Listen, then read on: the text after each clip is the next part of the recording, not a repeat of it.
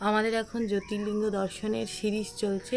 এবছরই 12টা করলেন বলে যে জ্যোতির্লিঙ্গ দেখে নেবে, 6টা হয়ে গেছে। 7 নম্বরটা বাড়ি থেকে বাই কার 6 ঘন্টার ডিস্টেন্সে, সেই জন্য আজকে আমাদের হুট করে কল্যাণের দেওঘর যাচ্ছি।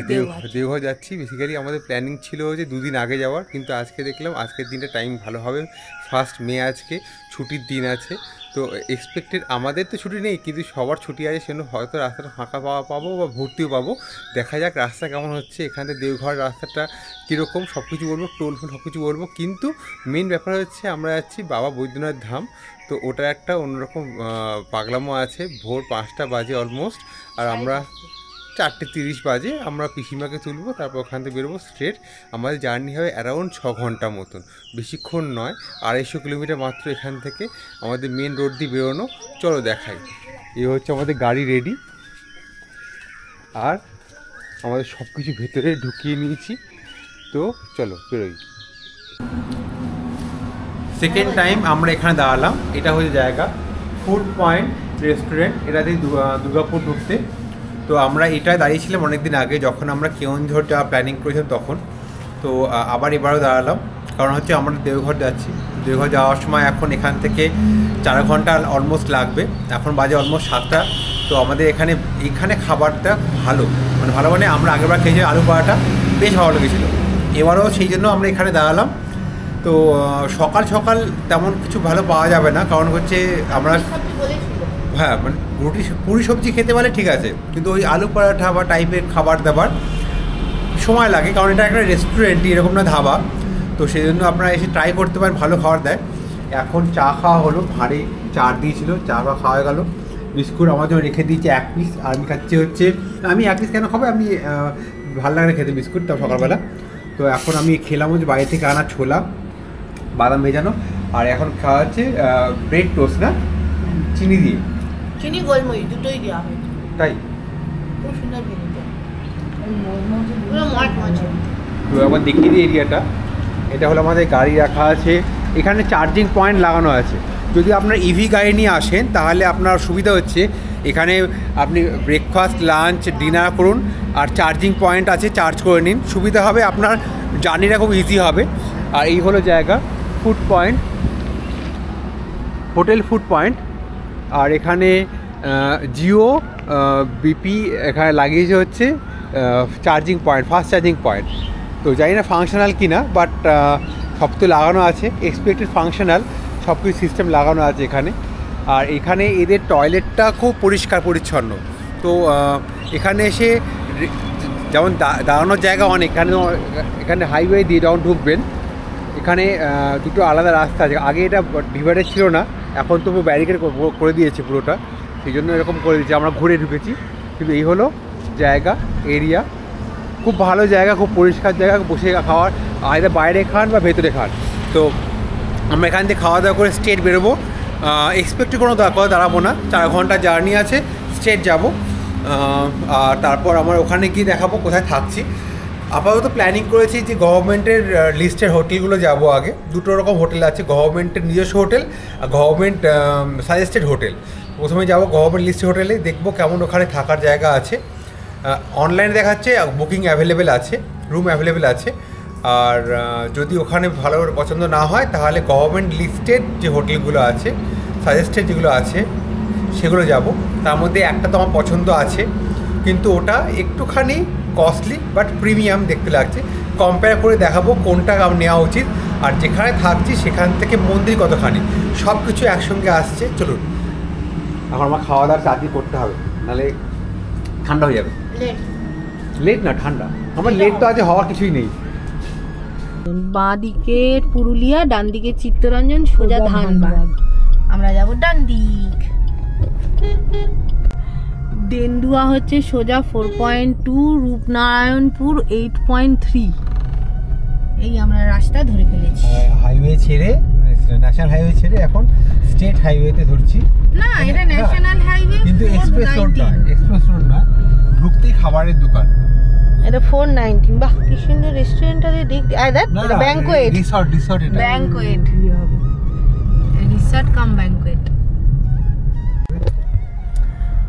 আমরা এখন ওয়েস্ট বেঙ্গলের বর্ডার ক্রস করছি, এখানে লেখা আছে থ্যাংক ইউ ওয়েস্ট বেঙ্গল। এবার আমরা প্রপারলি ঢুকে যাচ্ছি ঝাড়খণ্ড।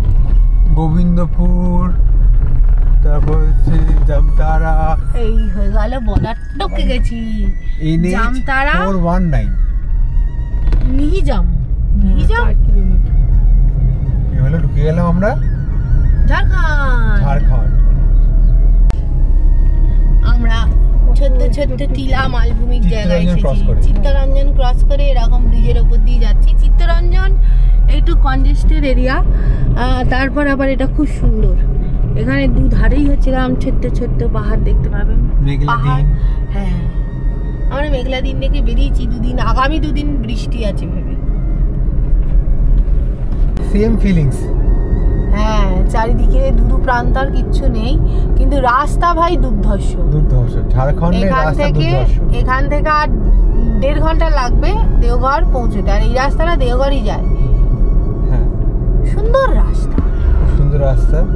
সাবধান, শুধু মাঝে মাঝে একটু গরু আর ভেড়া চলে আসে। আর এগুলো সভ্য রাস্তা, পড়ে রাস্তা সাইডে থাকে। হ্যাঁ, মানে রাত্রিবেলায় অসুবিধা না হয়, মানে এটা একমাত্র রাস্তা তো।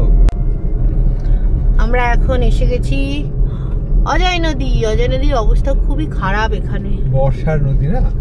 হ্যাঁ, বর্ষার নদী।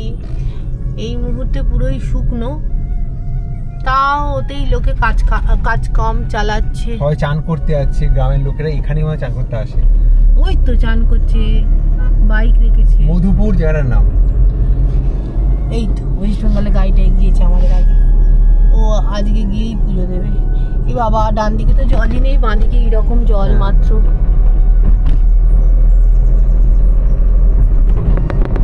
বর্ষা এলে এটা বিউটি দেখতে পাওয়া যেত।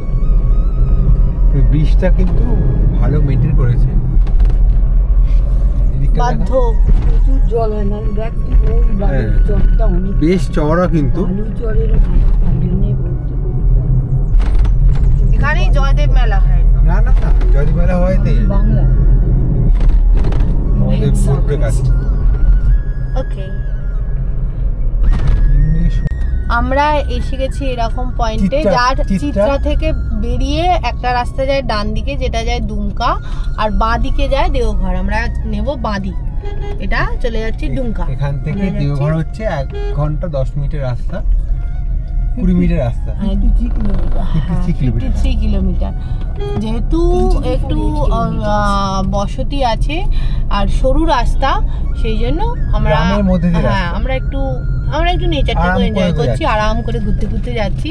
স্পিড আমরা রাখছি ম্যাক্সিমাম 40। সুন্দর জায়গা রাস্তাটা না, আর এটাও খুব সুন্দর। আশেপাশে গ্রামের যে নিজের একটা সৌন্দর্য আছে সেটা দেখতে পাবেন। তাই কোথায় দূরে দূরে একটা করে বাড়ি, গভর্নমেন্ট প্রপার্টি ঘেরা পুলিশ এরিয়াটা, আর পুরো ভর্তি শালবন। সুন্দর রাস্তাটা পাতাগুলো ঝরে পড়ছে, অসাধারণ লাগছে। থেকে দেখ রাস্তাটা ঘুরবো, আর তুমি দেখো না কিছু গাছ থেকে পাতা ঝরে পড়ছে, ওটা দেখতে পাওয়া যায়। পাতাগুলো কচি একদম, খুব বৃষ্টি হয়েছে তো। এখনো জয়তারা আমরা যাইনি, জামতারা এখন আমরা ক্রস করতে পারিনি। জামতারা এরিয়াটা, হ্যাঁ এরিয়া বা ডিস্ট্রিক্ট। এখন এখান থেকে দেখাচ্ছে দেওঘর 40 ঘন্টা। এখন বাজে 11:30। দেওঘর ঢোকার ঠিক 30 মিনিট আগে অনেকক্ষণ ধরে দেখছি চারিদিকে তরমুজ ভর্তি। তো লাস্টে আমাদের ঠিক করা হলো, ঠিক আছে এত তরমুজ, তার মানে এখানে চাষ হয়, আমরা একবার ট্রাই করতেই পারি। সেই জন্য আমরা ট্রাই করার জন্য দাঁড়িয়ে পড়েছি। এইরকম এখানে তরমুজগুলো আমাদের ওখানে যেমন কিনি এক একটা অনেক বড় বড় সাইজ, ওই রকম নয়, পুচকু পুচকু সাইজ। এক একটা পিস 20 টাকা, কেটেও দিচ্ছে। হ্যাঁ চ। যোশীদি 13, বাসুকিনাথ 45, দুমকা 69, বাবা মন্দির 5.7 কিলোমিটার। আমরা চলে এসেছি, ওয়েলকাম টু দেওঘর। আমরা এখন দেওঘর চলে এসেছি, আর এখন আমাদের মাইলেজ দিচ্ছে 24 একটু অনেক বেশি ভালো মাইলেজ দিচ্ছে, কারণ রাস্তাটা গ্রামের ছিল, তাও ঠিকঠাকই আছে। আমরা এখনও পর্যন্ত কিলোমিটার ট্রাভেল করেছি 311 কিলোমিটার ট্রাভেল করেছি। রাস্তা ভালো ছিল। তো এখন আপাতত লিজা আর পিসিমা দেখতে গেছে হচ্ছে হোটেল আমরা কিছু চুজ করেছিলাম, যেগুলো বুকিং করিনি, কারণ আমাদের প্ল্যান ছিল না। আজ সকালেই প্ল্যান হয়ে এসেছি যেহেতু, তো সেই জন্য হোটেল দেখতে গেছে, কম্পেয়ার করছে, আর তার সঙ্গে দেখছে হচ্ছে পার্কিং আছে কি না। তো সেটা কি কনফার্ম হয় সেটা বলছি এক এক করে। আপাতত আজকের দিনটা আমরা থাকবো এখানে হোটেলে, মানে দেওঘর এরিয়াতে ঘোরার জন্য। কাল সকালবেলা বেরিয়ে যাব, মানে দুপুরবেলা বেরিয়ে যাবো এখান থেকে। তাও বেরিয়ে কোথায় যাই সেটা শিওর নয়, বলবো এক এক করে। চলো এক এক করে দেখতে থাকো ভিডিওগুলো। আমাদের আজকে বিকেলবেলা যাওয়া আছে মন্দির। কেন? কারণ দুপুর 12টা থেকে সন্ধ্যে 6টা অবধি মন্দির বন্ধ থাকে, মানে বাবা বৈদ্যনাথ ধাম জ্যোতির্লিঙ্গ মন্দির বন্ধ থাকে, মেন মন্দির। সেই জন্য দেখা যাক আমরা কীরকম প্ল্যান করি। সবাই এক এক করে আসছে। চলো দেখি লিদা কি বললো। হোটেলটা দেখছে, এইখানে কি দেখতে গেছে হোটেল, কি হলো হোটেল দেখতে গেছে এখানে।